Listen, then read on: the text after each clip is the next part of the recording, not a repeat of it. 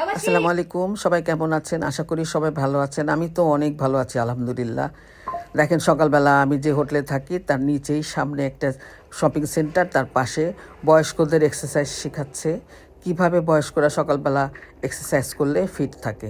এখানে একটা মেলা বসে এবং অনেক বড় একটা মেলা, প্রায় 2 দিন পরই বসে। যাদের পিঠের ব্যথা, ঘাড়ের ব্যথা, বয়স্ক মানুষের নিয়ে এখানে সব কিছু হয়।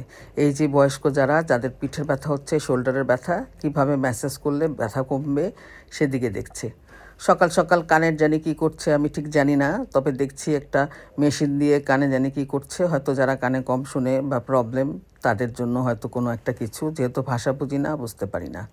সকালে ফ্রি সব প্রেশার দেখছে, যারা বয়স্ক তাদের সবাইকে ফ্রি প্রেশার দেখছে, ডায়াবেটিস দেখছে, যাদের ডায়াবেটিস আছে কি না সকালে এখানেই ফ্রি দেখে নিতে পারে, সব কিছুই ফ্রি। মেলাটা বেশ সুন্দর হয়, ওদের অ্যাড করে ওষুধের।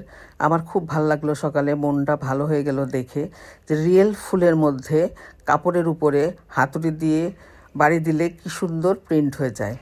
বাড়ি দিয়ে দিয়ে যে পাতাটা, যে ফুলটা থাকবে সেই প্রিন্টটা কাপড়ের ছাপে পড়ে যায়।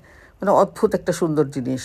আমি নিজেই অবাক হয়ে গেছি, এত সুন্দর জিনিস যে রিয়েল ফুল পাশে রেখেছে, পাতা রেখেছে, যার যেটা ইচ্ছা দিয়ে বাড়ি দিয়ে দিলে পরেই সুন্দর একটা ফুলের ছাপ এসে পড়ে। তারপর চায়ের কথা কি বলবো, চায়ের দেশে এসেছি।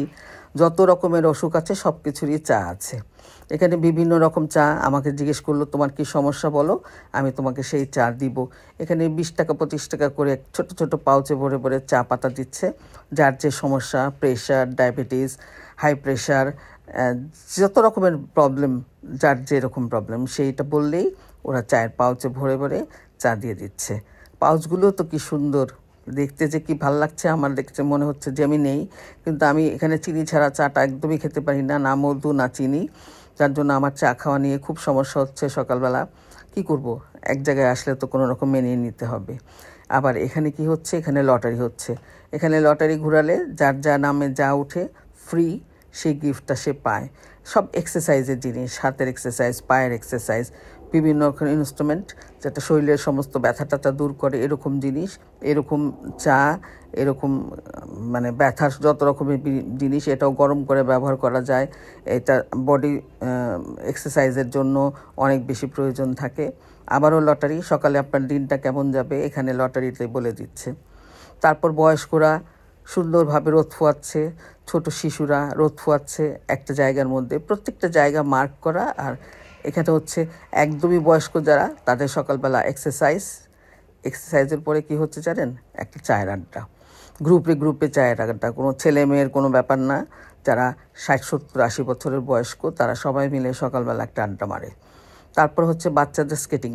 প্রথম একটা টিচার বাচ্চাদের কীভাবে স্কেটিং করতে হবে শেখাচ্ছে, আবার স্কেটিং শু সেলও করছে, আবার শেখাচ্ছেও সেলও করছে। যে উনি দেখাচ্ছেন কীভাবে স্কেটিং করতে হবে, দেখে দেখে বাচ্চারাও শিখছে। এটা আমার এত ভালো লেগেছে।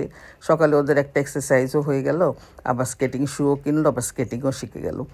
আমি যাওয়ার সময় দেখলাম শিখাচ্ছে, আমি যখন ফিরে যাই বা মানে রুমে চলে যাব তখন দেখছিলাম যে পুরা শিখে গেছে, সবাই গ্রুপ হয়ে একসাথে সুন্দরভাবে এক্সারসাইজ করে আসছে। সকালটা আসলে অনেক ভালো লাগে। ওদের সকাল যে অনেক সকাল তাও না, 8টার পরেই এগুলো শুরু হয় এবং নানান রকম অ্যাক্টিভিটিস দেখলে মনটা ভরে যায় এবং সময়টাও কেটে যায়। সারাদিনের মেলা থাকবে এটা, সারাদিনের না, ঘন্টা 2-এর মেলা থাকবে এটা। 2 ঘন্টা পর মেলাটা শেষ হয়ে যায়। প্রচুর মানুষ আছে, এত মানুষ যে মানুষের মাথা মানুষ খায়, এত জায়গা হয় না। তারা ছোট ছোট শিশুকে রোদ ফোয়াচ্ছে। আবার দেখেন বাচ্চারা রোদের মধ্যে সুন্দর, আর ঠান্ডা যেহেতু অনেক বেশি, সেই জন্য ওই রোদের মধ্যে সবাই স্কেটিং করছে এবং স্কেটিং শুও সেল হচ্ছে এখানে। ওই যে দেখেন শেখাচ্ছে কীভাবে, হাতে ধরে ধরে শেখাচ্ছে ছোট ছোট বাচ্চারা। এত কিউট লাগছে যে দেখে মনটাই ভরে গেল আজকের দিনটা।